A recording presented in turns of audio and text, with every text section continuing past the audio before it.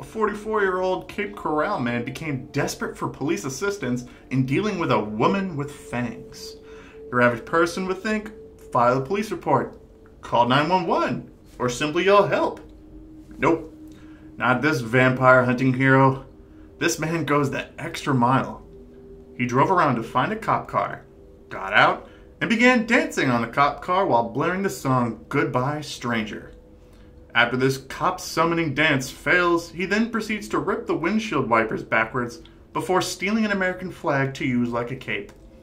When questioned by police, the man reported he believed a human sacrifice was about to happen involving vampires. The police were unable to find the vampire woman, and she's still believed to be at large. Well, largely in his mind. Hey guys, thank you for tuning in to this latest One Candle Society video. Hope you guys enjoyed the video, because I know we did, telling you guys some of the worst monster hunters that we found out there.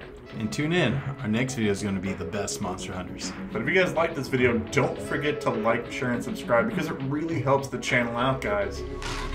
But most importantly, keep believing. Because we'll keep listening.